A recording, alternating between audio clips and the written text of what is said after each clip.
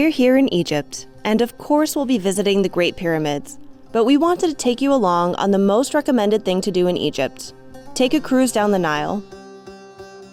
We've departed on a 6-day cruise on a Dahabiya. These types of boats have been around for thousands of years, and up until 1870, this was how people would get up and down the Nile.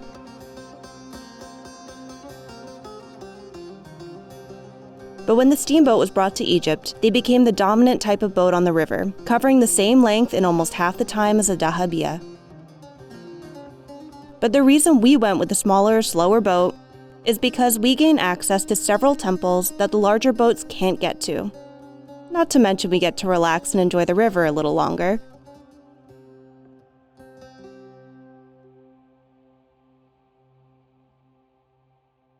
We weren't entirely sure what to expect. But when we got on board, any apprehensions quickly dissolved. The general rhythm of the day involved breakfast on deck, followed by exploring several temples along the Nile. Typically, the afternoons would be lazy and relaxing. We had plenty of time to read our books and watch the world go by. This cruise is awesome. It's super chill. We are doing next to nothing and it's amazing. As you're cruising down the Nile, you see all this stretch of green on either side, followed by sand dunes for probably miles. And along the river, you see Egyptians living their actual normal life, which is a really cool way to see a different side away from the hustle and bustle of Cairo and the big cities or the tourist attractions of Luxor. You feel like you're actually seeing a slice of everyday life. Also, because we chose to go on the smaller boat, we can actually access some of the smaller sites that the larger boats can't get to. And we also go to slower pace, so that allows for a little bit more downtime in between. We're not just rush. And it gives you time to fully absorb what you've seen or what you're seeing right now out the giant windows. It feels like a floating room. Yeah, you don't even feel that you're moving. The only way you can tell that you're moving is by really paying attention to what's happening outside of the boat. There's not a huge current though, there's no swells, Yeah, there's no anything else. So we're seeing several sites along the Nile, and it's amazing because they pull up the boat, you get off, and you actually several times just walk directly into the temple site, directly into the archaeological site. We've been on a couple cruises now, and while we've had some good food, I feel like the food here has been absolutely terrific. And there's too much food always. That's also something though that you're not going to get on the larger ship. This smaller boat, there's only 8 passengers right now, so the cook is going into the market every time we dock, getting the fresh fruits and vegetables and meat, coming back on board and preparing it fresh. Everything has just been so incredibly fresh. It is amazing. I can't think of too many people this type of trip wouldn't be suitable for, because it really can be adapted to whatever you want. It is very relaxing. You feel so taken care of and so calm and safe. So this is a 6-day cruise, including the day that you start and the final day, which you leave pretty early. So it's more like 5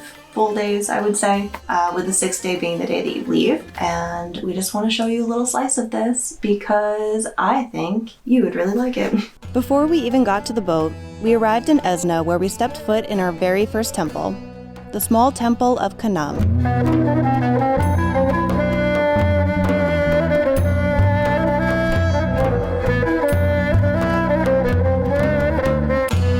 In the morning, we pulled up along shore and walked to the ancient El Kab tombs carved into the side of the rock.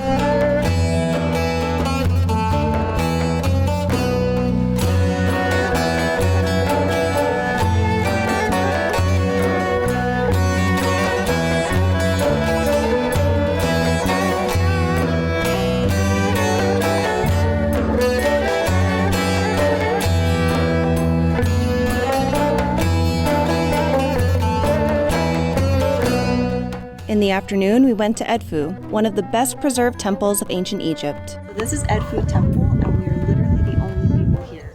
It's insane. This enormous temple was kept safe under the sand until 1859, protecting it from the ancient Romans who destroyed many temples in an attempt to wipe out paganism.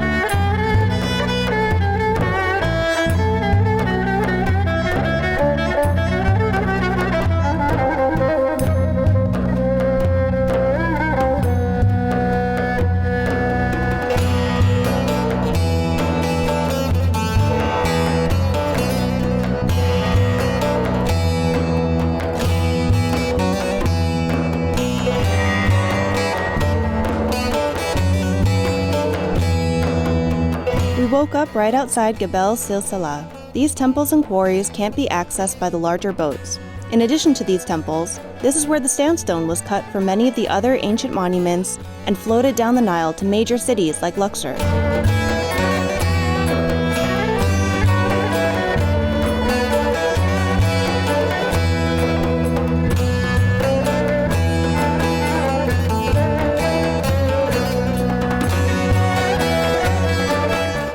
This would be so Indiana Jones.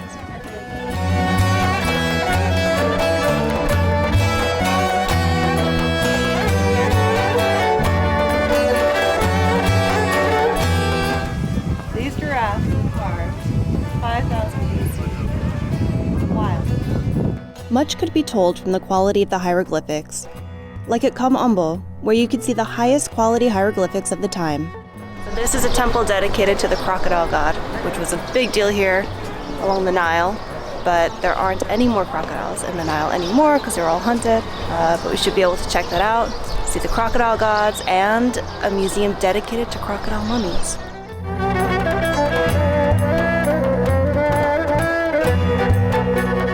It's like they covered every single surface they could find in hieroglyphics. Still can see the details, even in the hieroglyphic. You can see the lion, which is still a letter L. You can see the ribs, you can see the head, the tail, everything is shown in details.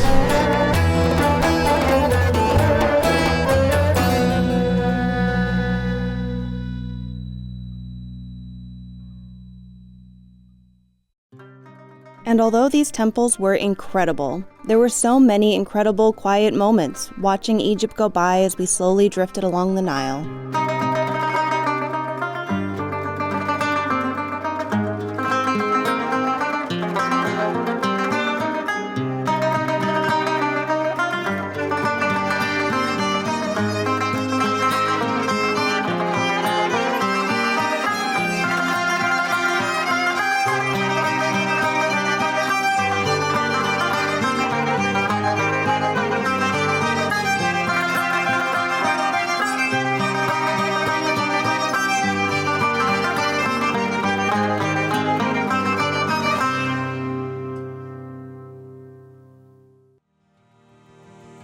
We left Aswan and made our way up to Cairo, where we visited one of the 7 wonders of the world, the Great Pyramids.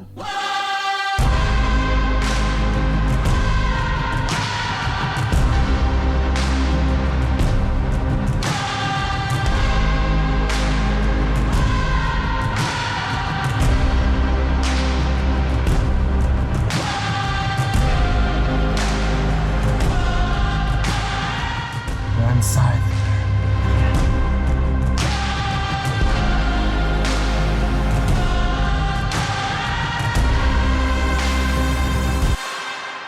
Thank you for watching. Please don't forget to like and subscribe if you like this content. See you next week. That's very close to my face. I don't appreciate that.